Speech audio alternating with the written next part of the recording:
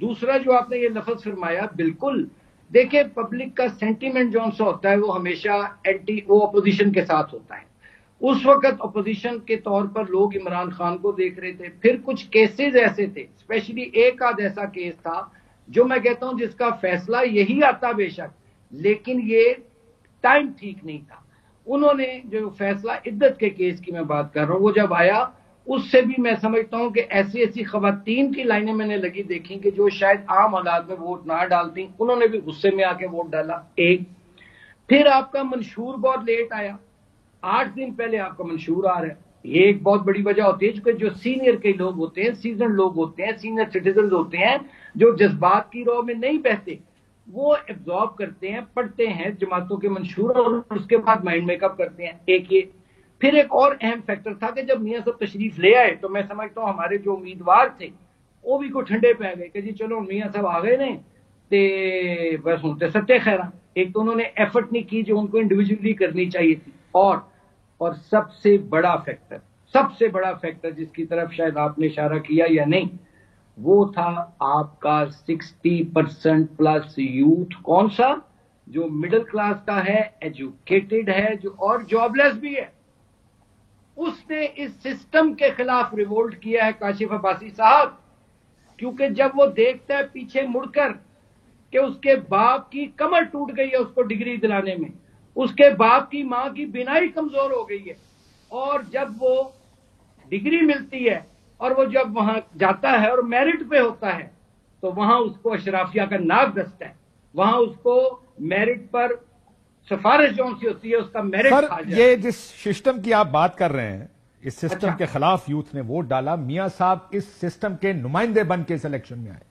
اچھا سنیں، ہماری غلطی کیا تھی کہ ہمارے پاس جو 4 سال تھے، جو میاں صاحب یہاں نہیں تھے موجود، ان 4 سالوں میں ہم اس سیکشن آف دا یوتھ جس کو میں کہتا ہوں ایجوکیٹڈ مڈل کلاس کا یوتھ اور وہ جو اوپر سے جاب لیس تھا، اس کو ہم اٹریکٹ نہیں کر سکے، اپنی طرف لا نہیں سکے، اس کو کوئی ہم تسلی تشفی نہیں دے سکے. ماننی چاہیے یہ اپنی غلطیاں.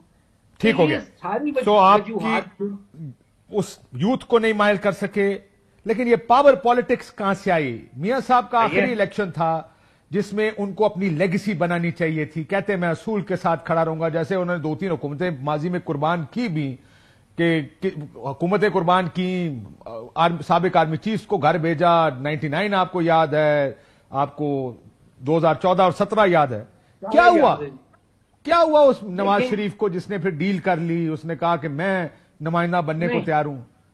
سب قربان کر کے کیوں پار پالیٹکس کی انہوں نے؟ نواز شریف صاحب میں سمجھتا ہوں کہ وہ نظریاتی سیاست کرنا چاہتے تھے اور کرنا چاہتے ہیں، لیکن اب سن لیجئے گا، آپ نے بات کی اور میں یہ جو بات کرنے جا رہا ہوں ظاہر ہے اس کے بعد پتہ نہیں میرا کیا اشر ہوگا، لیکن اللہ مالک ہے.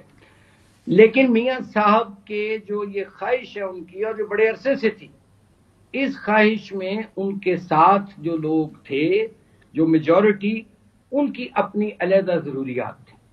وہ ہو سکتا ہے میاں صاحب نظریاتی ہوں، وہ نظریہ ضرورت کے تحت چلنا چاہ رہے ہیں. اور نواز شریف صاحب کی ایک چیز میں نے دیکھی ہے کہ وہ اپنا فیصلہ تھوپتے نہیں کسی پر، جو میجورٹی ڈیسیژن ہوتا ہے اس کو ایکسپٹ کرتے ہیں. اب مثال میں دے دیتا ہوں یہ آپ کو، جب جنرل باجوہ صاحب کی ایکسٹینشن کا ایشو آیا تھا تو میاں صاحب تو اس کے حق میں نہیں تھے. ایون جب جنرل کس نے کہا؟ جتنی کہانیاں میں نے سنی، آپ اس ٹائم لندن میں تھے. سن لو لینا حضور سر میں صرف پوچھ رہا تسی لندن سو میری گل تے میں ادھر تو پہلے لندن گیا سا. میاں صاحب 2019 وچ جدو تشریف لے گئے نے نومبر چ، تے میں دسمبر 2019 گیا سا، تو کسی نو ملدے نہیں سن. تے بہرحال جو میں اتوں اخذ کیتا اس اپنی انہوں دی میری میٹنگ تو کہ میاں صاحب جڑے سن وہ اس ایکسٹینشن دے ووٹ دے حق چ نہیں سن. لیکن پھر ظاہر ہے یہاں سے پارٹی کے کچھ لوگ گئے، انہوں نے جا کے میاں صاحب کو کنونس کیا، کچھ لوگ کہتے ہیں بے بس کیا، اور پھر وہ ہیوی سر میں اس نواز شریف کو نہیں جانتا جس نواز شریف کو آپ مجھے دکھانے کی کوشش کر رہے ہیں. یہ ایسا ہوا. کیا آپ کرمانی صاحب آپ میرے سے اتفاق کریں گے اس بات پہ کہ آپ اس نواز شریف کو جانتے ہیں جس نے 4 بندیاں نے جا کے گل کہی تو میاں صاحب نے کہا ہاں میرا اصول کچھ اور کہتا ہے، لیکن آپ کہتے ہیں کہ میں اصول رول دوں، کمپرومائز کر جاؤں، میں اصول کو نالی میں ڈال دوں. تو چلو ٹھیک ہے، آپ کے کہنے میں ڈالتا ہوں. مجھے تو وہ نواز شریف نہیں سمجھ آتا یاد ہے، ورنہ اگر یہ وہ نواز شریف ہوتا تو اس نے تمام تر اپوزیشن کے باوجود، آپ جانتے ہیں پرائم منسٹر ہاؤس کی میٹنگز آپ جانتے ہیں، جب کہا گیا سر یہ نہ کریں یہ نہ کریں، میاں صاحب نے کہا نہیں NGO ہوئے گا. آپ کو کیا یہ بات پتا نہیں ہے؟ میں بہت سے مثالیں آپ کو دیکھ کر بتا سکتا ہوں. میں آپ کو بھی مثالیں دے سکتا ہوں کہ جہاں میاں صاحب کوئی اپنا مائنڈ میک اپ کر کے بیٹھے، ایک دو اوکیزن ایسے بھی تھے. یہ میں پاناما اور JIT کے درمیان کی بات کر رہا ہوں، جب ابھی JIT کا فیصلہ آنے میں کچھ دن باقی تھے، تو میاں صاحب کی سوچ کچھ اور تھی، لیکن اس سوچ کا ان کے ساتھیوں نے ان کو ساتھ نہیں دیا تھا. کیا سوچ تھی کہ ریزائن کر دوں؟ وٹ ایور جو سر بتائیں تو صحیح نا، کیونکہ میں بھی اس بارے میں بہت کچھ جانتا ہوں. جو دوست آپ لوگ مشورے کرتے ہیں. اب میاں صاحب کا یہ خیال تھا کہ چونکہ انہیں انصاف ملنے کی توقع نہیں ہے، اور واقعی نہیں تھی، نظر آ رہا تھا، تو اس پر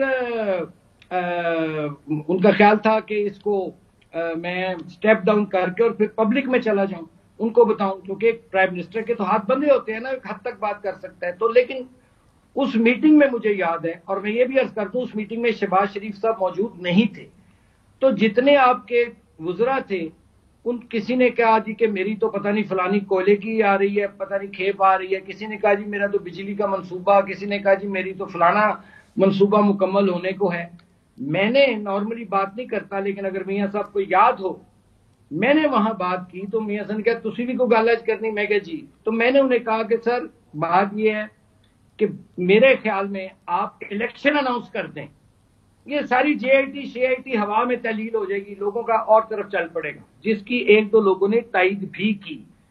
لیکن اس پر بھی جو وہاں ہمارے سینئر قائدین بیٹھے تھے انہوں نے اس چیز سے اتفاق نہیں کیا، اور پھر میں نے اٹھ کر ایک پرچی لکھی اسی وقت، اور وہ میں نے میاں صاحب کی ٹیبل پہ ان کو جا کے سامنے رکھ دی.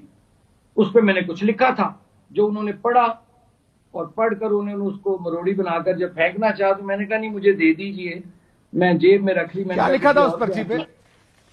سر ریزائن کر دو نہ سنو، اے کیا ہونا تھی؟ نہیں، میں نے اس میں لکھا تھا کہ سر آپ بہادر ہیں لیکن ہارے ہوئے لشکر میں ہیں، یہ لکھا تھا میں. تو ابھی بھی بہادر ہیں اور ہارے ہوئے لشکر میں ہی ہیں. آپ کیا باتیں کرتے ہیں؟ اس شخص کو جو پاکستان کو بنا رہا تھا، بنانا چاہتا تھا، اگر اس کے ساتھی اس کو مجبور کر دیں تو وہ کیا کرے گا مجھے بتائیں.